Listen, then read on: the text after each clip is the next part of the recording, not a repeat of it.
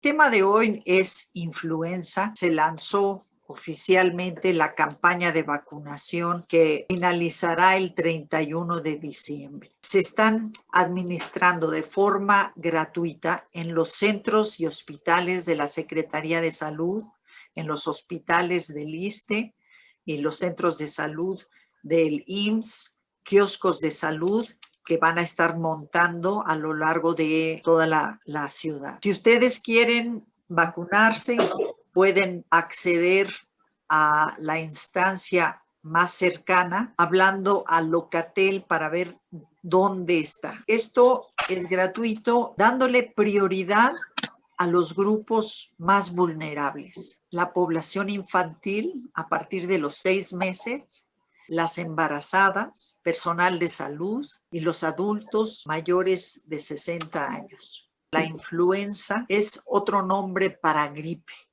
y viene del fluir, porque desde tiempo inmemorable hay reportes de estas epidemias que azotaban desde Egipto, en toda el área de Mesopotamia.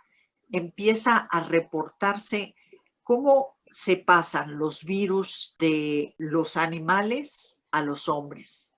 Y tiene que ver con el proceso de la domesticación. Conforme el ser humano ha venido domesticando animales, se ha expuesto a mutaciones que ahora se vuelven propias del ser humano. Tal es el caso de la gripe aviar, porcina, los casos del MERS que afectan a través de la leche de camellos. Esto es un proceso de evolución del virus. Los virus naturalmente procuran no matar a su huésped para evolucionar. Si se muere el huésped, mutan para adaptarse a un huésped nuevo. Esto es el proceso de mutación continua que se da desde tiempo inmemorable. Hay muchos reportes a lo largo de los trayectos que hablan de estas epidemias, en su mayoría gripales. La palabra gripe es una palabra que también viene del italiano, agrupar.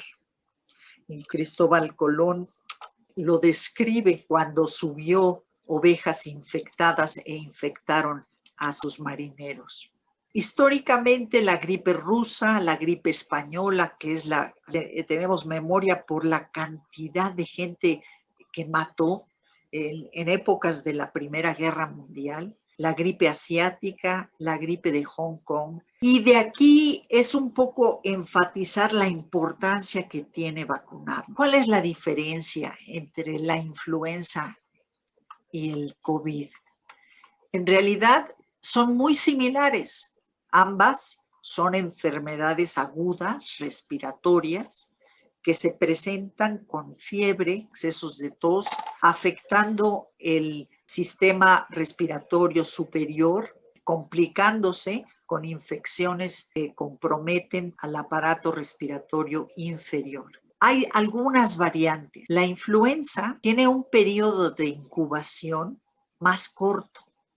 O sea que desde que se infecta uno a cuando aparecen los síntomas. En el caso del COVID pueden ser entre 3, 5 y 6 días. La influenza tiene un intervalo de series más cortas, o sea, el tiempo entre casos sucesivos es de 3 días. Y en el COVID se puede diseminar 24 a 48 horas antes de aparecer los síntomas. En el caso de la influenza se puede propagar más rápido. En el COVID las infecciones secundarias son más frecuentes y esto es lo que le da también la gravedad.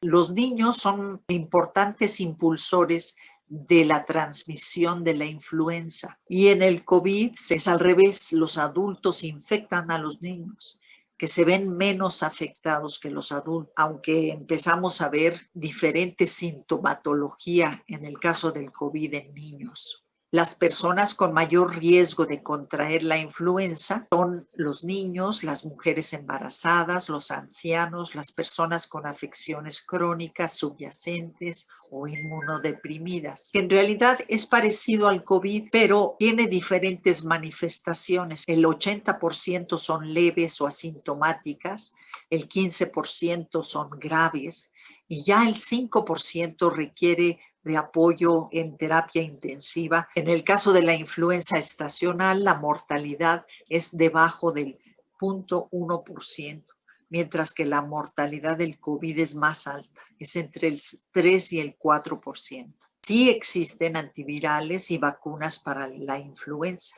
Y ahorita, aunque hay 20 vacunas ya en desarrollo avanzado del COVID, todavía no hay nada autorizado. A lo largo de la historia, se han venido dando mutaciones de la influenza. Esto hace que cada año tengamos que vacunarnos con una vacuna diferente que prevé lo que asumen los científicos que va a ser el virus de esa estación en ese lugar. Hay diferentes tipos de virus, pero tienen la misma estructura de ARN. Tiene una cápsula y esta cápsula, igual que en el COVID, es de lípidos y tienen receptores específicos. El virus inyecta su ARN a la célula humana y se incorpora a nuestro DNA para utilizar el equipo de nuestras células para replicarse. Este es el mecanismo que utiliza también el COVID. El nombre HN tiene que ver con la hemaglutinina, que es la llave que se abre el paso para adentrarse en la célula viva humana, y la neuraminidase, que es la que abre del interior de la célula, se abre paso para expulsar los nuevos virus otra vez al torrente sanguíneo. Hay algunos que son mucho más patógenos que otros. Estamos entrando en esta época de invernal donde se van a dar los síntomas de la influenza, dolor de cabeza, hay un compromiso sistémico, hay dolor muscular, las mialgias, las artralgias, el dolor gástrico, en algunos casos con vómito, respiratorio, con flujo retronasal. Todas estas infecciones se vuelven comorbilidad, predisponiendo que el COVID pueda presentarse con complicaciones del aparato respiratorio.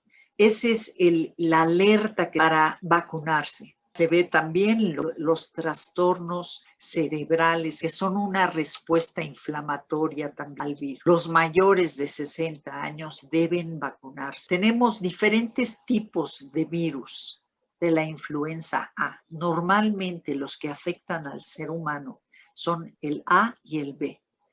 En el C, algunos casos se están dando de contagio cuando hay contacto directo con algunos mamíferos, aves de corral, cerdos, caballos, mamíferos marinos. Ahora se pasa de humano a humano. Las epidemias cada 5 años aparecen con la influenza B, el H1N1 que provocó la gripe española en la Primera Guerra Mundial con más de 50 millones de muertes.